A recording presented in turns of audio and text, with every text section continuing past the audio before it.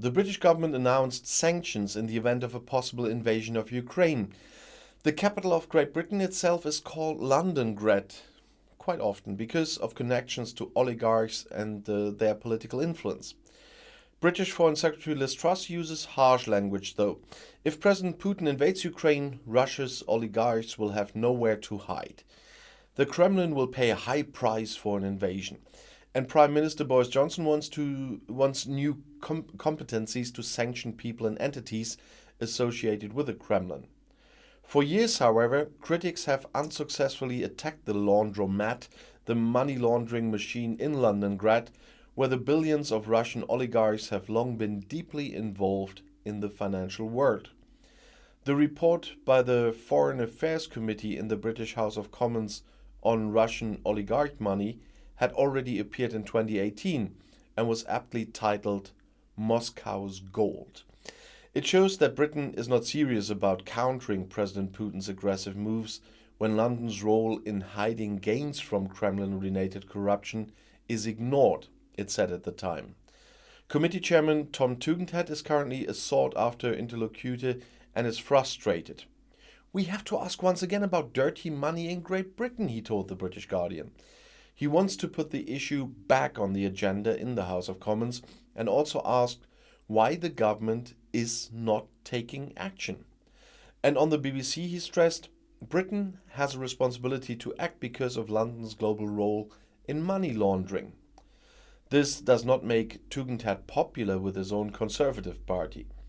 According to official figures, the Tories have received around £2 million from Russian donors since Boris Johnson took office. Changes in the law, according to which, for example, more transparency in real estate purchases should make it more difficult to launder oligarch money, have been pending for years. The anti-corruption organization Transparency International estimates that real estate worth up to $2 billion was financed with suspicious Russian money. A documentary on the TV station Channel 4 shows how unscrupulous realtors in London implement the purchase of properties worth millions with alleged black money. Russia expert Ben Judah worked on the film report From Russia with Cash. He wanted to show how easy it is to launder money in London and how the British elite is changing for the worse as a result. Billionaire Roman Abramovich bought Premier League football club Chelsea to gain access to better British society. His colleague Alexander Lebedev bought the London evening paper Evening Standard for similar reasons.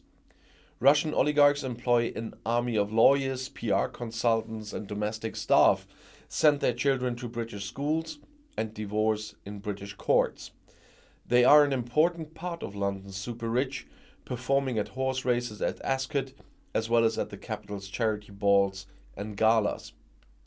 Abramovich was one of the few who was punished with the Russian nerve gas Novichok in 2018 after the attack on ex-spy Sergei Skripal. No, because the gas, not with the gas. The immigration authorities blocked his residence visa.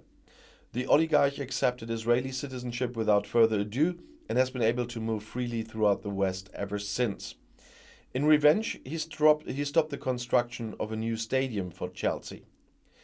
In an article for the US magazine The Atlantic Council, Conservative MP Tugendhat speaks of another Russian invasion, the takeover of the European elites, as he calls it. He sees the Kremlin's influence everywhere. Former French presidential candidate François Fillon got a job at the Russian state oil company Zarubezhneft. Former Austrian Foreign Minister Karin Kneißl sits on the board of directors of Rosneft, where German ex-Chancellor Gerhard Schröder is also known to work. And the former Austrian Chancellor Christian Kern gets money from the Russian railways. Tugendhat sees these interdependencies as a systematic threat to Europe and also its values and its democracy. A report for the Biden-affiliated think tank Center for American Progress calls for a working group against kleptocracy to incite the British government to take stronger measures. However, the author of the study warns that it will be difficult for the British to tackle oligarchs close to the Kremlin.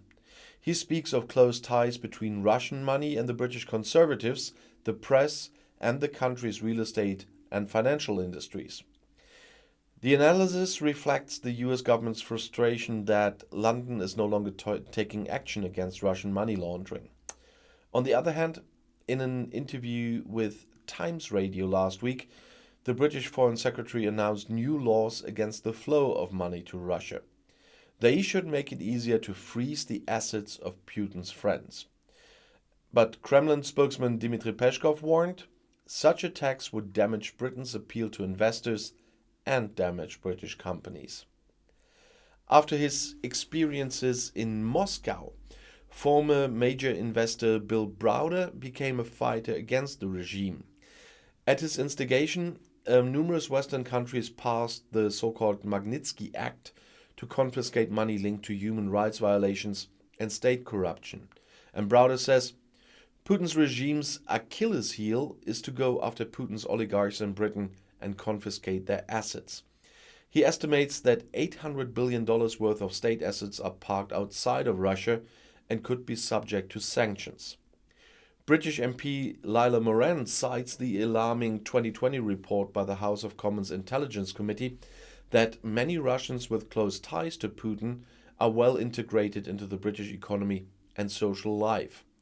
Nothing has happened since then. However, as long as the government does not act on this front, our response to Russian aggression against Ukraine will remain toothless, said the Liberal politician. Boris Johnson has now little time to prepare a credible response to the looming Russian aggression in Ukraine. And I'll see you in my next video. Bis gleich.